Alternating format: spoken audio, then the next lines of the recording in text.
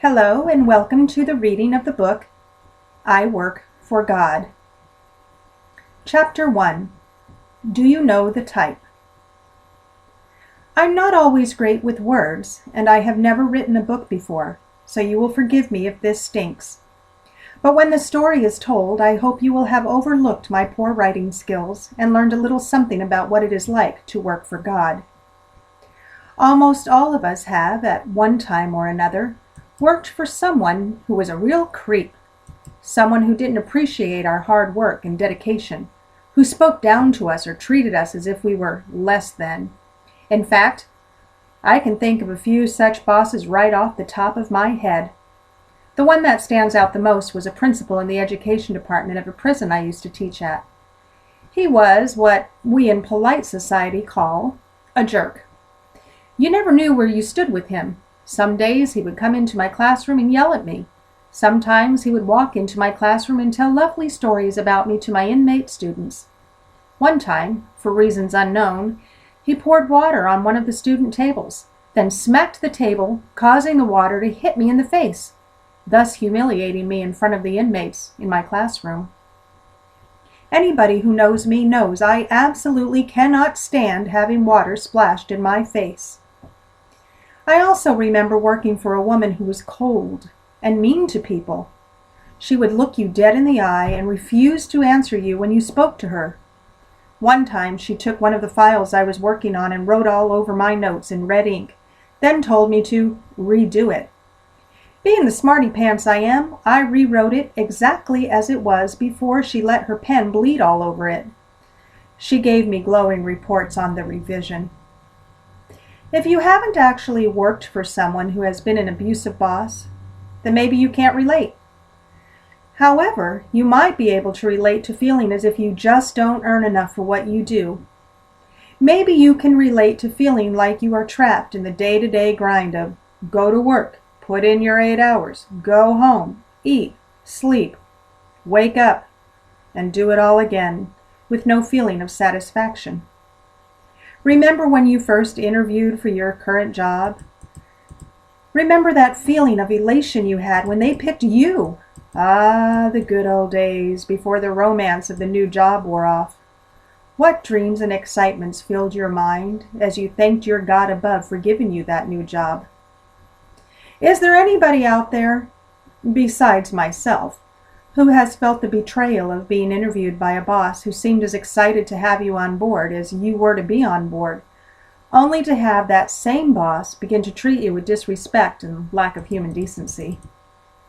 Well, if you picked up this book based on the title alone, then you are probably one of those people out there who can relate to working for someone who has acted as if they were God.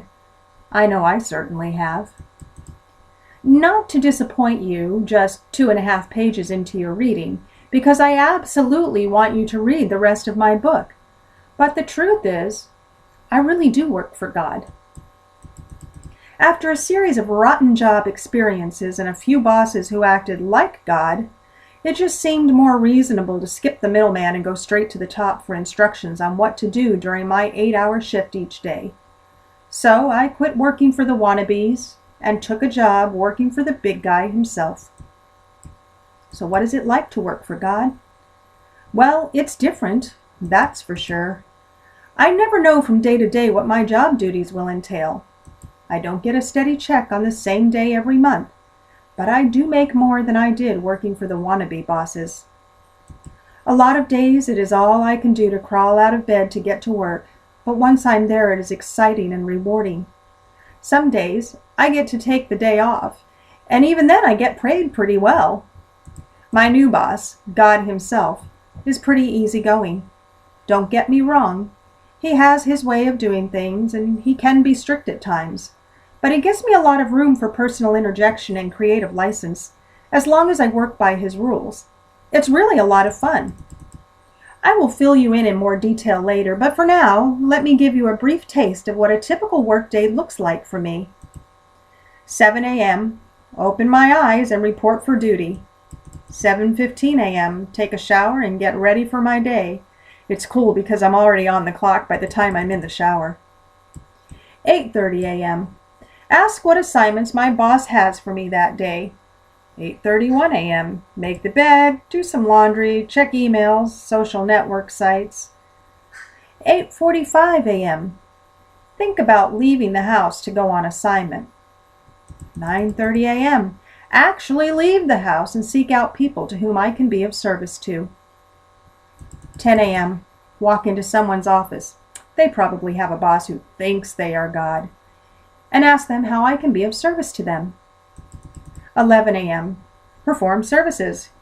Usually it means take them out to lunch for my assignment. 12 p.m. Head back home, make a few phone calls, and continue waiting for my boss to give me further instructions. The rest of my day continues like that. Not too shabby, huh? Basically, my days are filled with doing whatever assignment my boss, God, puts in front of me for that day. The only requirement to getting to keep this nice, cushy job is that I stay in continuous communication with him. I have to be ready and willing to satisfy the assignments he does dole out to me each day. The great thing is that he never gives me an assignment that is beyond my abilities, which is very helpful during my performance reviews. Basically, he is just looking to make sure I completed the assignments he gave me. I don't get docked pay or even scolded or demoted as long as I do the assignments.